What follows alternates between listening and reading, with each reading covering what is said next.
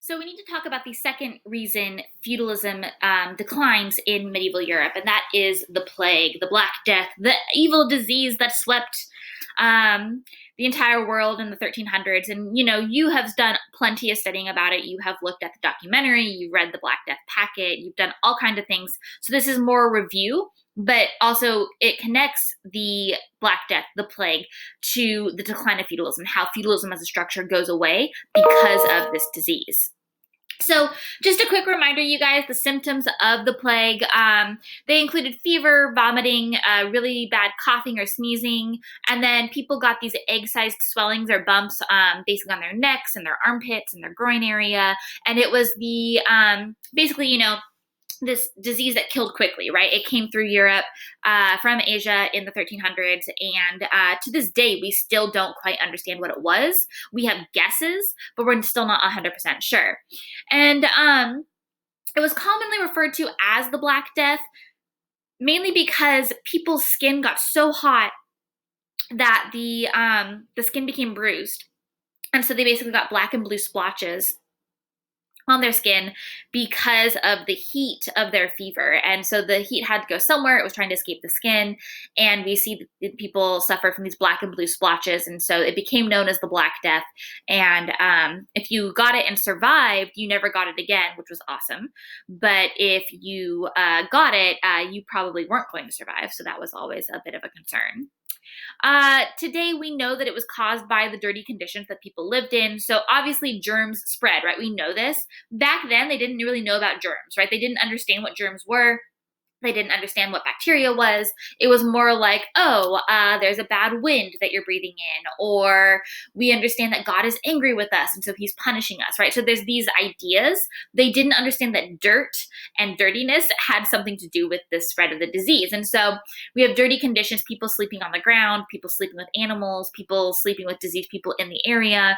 And so basically these bad conditions just allowed the disease to spread through it because people were not necessarily clean. We also know that the bacteria itself that caused the plague was actually carried by fleas. So fleas are, we all know tiny little critters that crawl on animals or people who are dirty, and basically they bite you, right? And we also know, like you don't have to be dirty necessarily to have fleas on you. Like if your dog has fleas, you're going to get bit by fleas because the dog has been infested by fleas. And so these fleas, when they bit people, spread the disease into people's bloodstreams. And so basically because of the dirty conditions and because fleas were really common, fleas were able to spread this bacteria very easily. And at the end of the day, you guys, city streets were filled with human waste. We're talking about, pee, poop in the streets. It's really gross. There were dead animals lying in the streets. There's trash in the streets because there's nowhere else for it to go. There wasn't really a sewer system. There really wasn't a place for you to throw your dead animal away. There was no trash collecting service. It literally was just whatever you weren't using got thrown into the street. And so these dirty conditions and the fleas and the city streets filled with all of this stuff just kind of added to the fact that the disease was able to go wherever it wanted because there was nothing standing in its way to stop it. Now, the impact that the plague has on humanity, on the system of feudalism, is basically, we see about 24 million Europeans die from the plague. Now, keep in mind that we have heard so many different numbers, right? We've heard 50 million, we've had 24 million. Basically, you guys understand that we don't actually have an accurate count. We have guesses based on records, but again, we aren't 100% sure. And so all these different numbers just go to show you that this was a time of chaos, right? 24 million Europeans or more died from the plague. And so because of that, trade and businesses are going to die off, right? We see that today in COVID. People's businesses are dying because there's either no one there to work them or no one there to go buy stuff. And so during the plague, what happens is this trade and business system kind of starts to go away. And the difference between right now and back then is when the plague goes away, people see power shift from nobles to commoners. So because trade and businesses die off, we need them more. And so commoners are able to say, hey, you used to only pay a penny for shoes, but now I want to charge you a nickel. And they can start charging more money. They can start developing more businesses. If you're a commoner who was a a farmer, we really need people to make clothing. So now you're going to make clothing and you can charge what you want. And so nobility, the lords and ladies of the time, lose their powers because the commoners are stepping in to fill in the spaces that need to be filled. And so the need for workers is basically so high.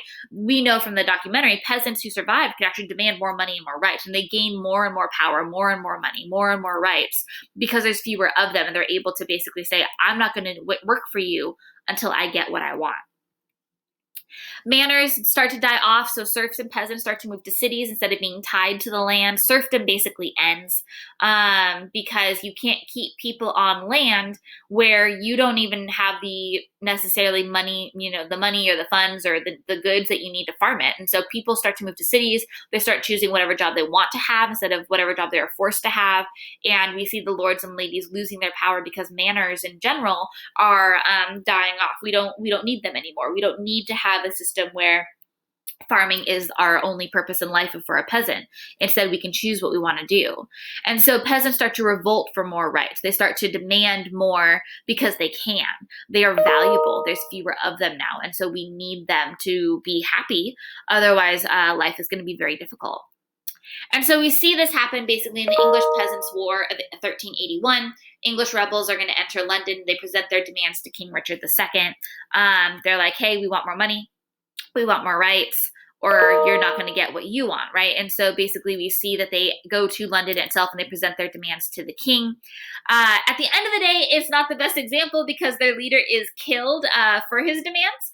But this is a sign, you guys. The peasants actually had the guts to walk up and be like, we refuse to work until you meet our demands. And even though their leader is killed, this shows us serfdom and peasantry, it's coming to an end. They realize they are valuable. They realize they are powerful. And they realize that they can demand things and actually can be given what they want. And so we see this as a very good thing. The plague was awful and it killed so many people, and it was definitely a devastation that I cannot even imagine.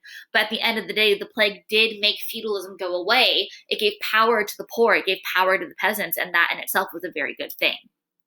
Make sure you watch the next link in the hyperdoc on the plague, and you should answer the 3 questions. How, according to modern research, what caused the plague to spread according to modern research? How did trade accelerate or quicken the spread of the plague? And then what were the major effects of the plague itself?